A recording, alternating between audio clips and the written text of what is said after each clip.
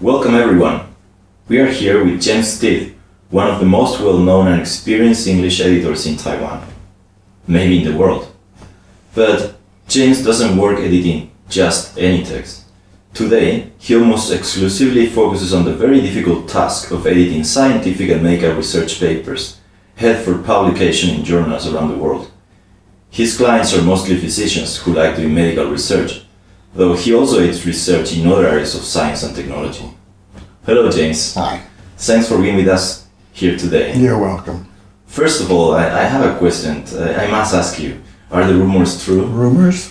Yeah, I have here you have a sort of an editing record. How many years have you been working as an editor? And the question is, how many papers have you edited in your career? Well, when you start calculating it, when you start thinking about it, I've been teaching English at the university. I started teaching English at the university in 1975, and I was editing academic papers then. Then in 1994, I started editing scientific papers, mostly medicine. Back then, it was like 4 or 5 papers a week. Oh. Now it's about 3 papers a week because I need to relax a little bit. All right. So if you calculate just 3 papers a week for almost 30 years, that's about 4,500 papers. Oh. 4,500 papers plus the author's responses to the peer reviews. Oh God, so the rumors are true. 4,500, my God. Yeah, it's a little crazy, isn't it? But I do have a life too. For example, I've got a retreat in the mountains. But most people don't know that. They just think that I'm an editing madman. And maybe I am sometimes. I feel like it. Well, James, could you explain to our audience what it means to be an editor of scientific and medical research papers? What is it exactly that you do? Well, many editors, they think their job is to be very nitpicky about the grammar, the punctuation, and the spelling. Their goal is to produce a paper that has correct English. But isn't that the purpose? Yes, in many ways it is.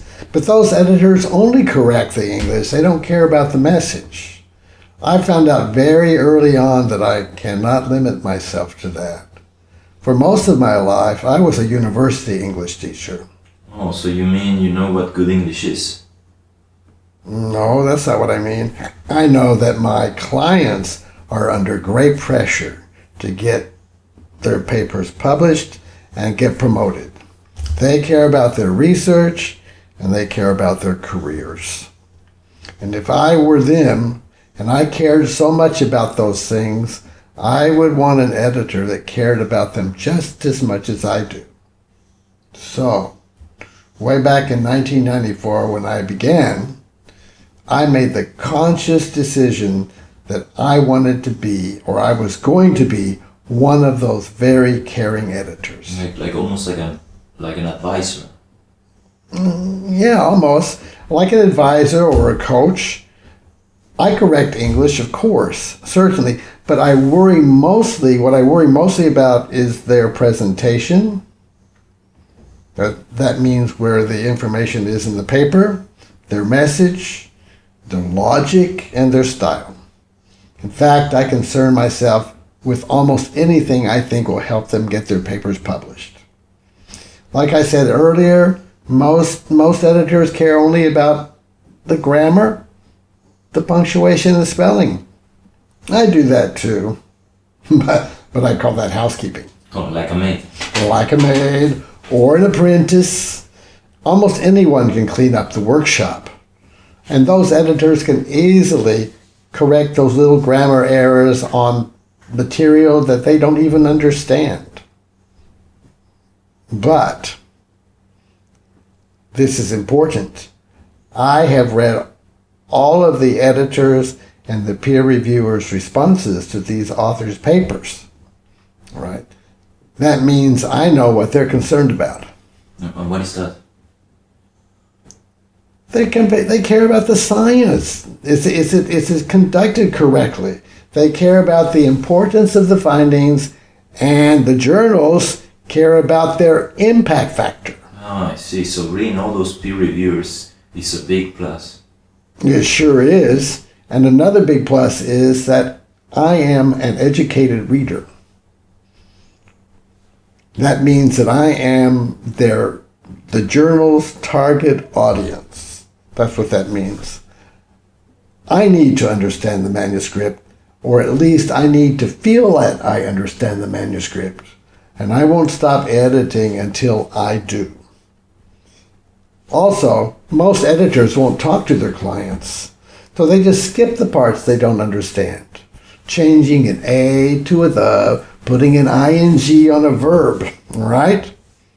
I care, so I ask questions to get what I need to understand their paper, what the audience needs to understand their paper. And to do this, I often work with my clients in their offices, all over Taiwan actually, in my office, or even online. My ability to speak Chinese helps me do this too, by the way. Generally, if I understand the writer's paper, the audience will understand, and the journal reaches the audience it wants to reach. James, what do you consider to be your mission? My mission, let me think about that. I know, when I began editing, I very quickly realized that correct grammar was not going to get my clients' papers published. And as far as I'm concerned, if the papers are not published, my work is meaningless.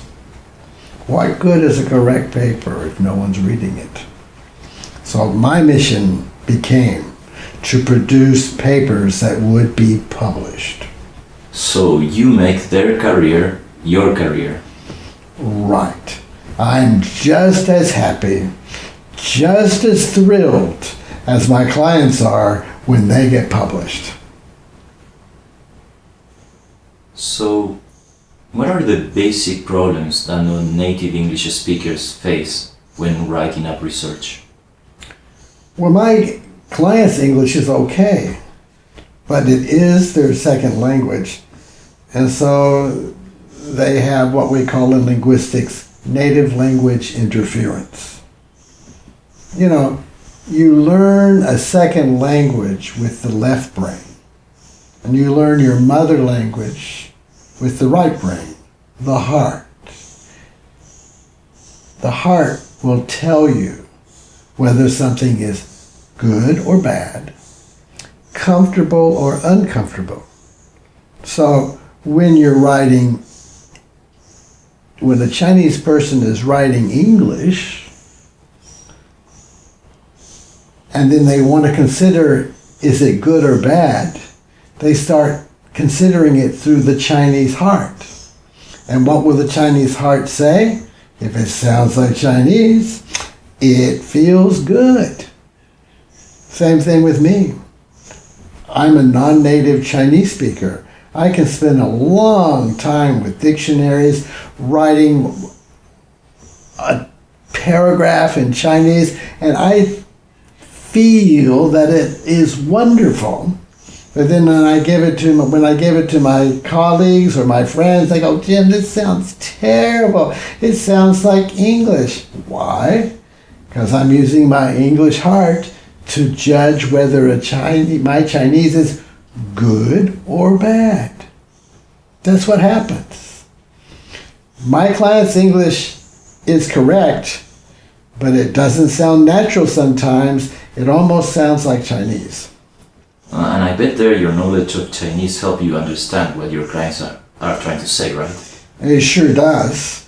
I've been hearing and speaking Chinese since 1974. And I've been correcting the English of Chinese speakers since 1976 when I came to Taiwan. You can be sure that I am a good listener, not a good listener, a good guesser. Mind reader. Right. Magic.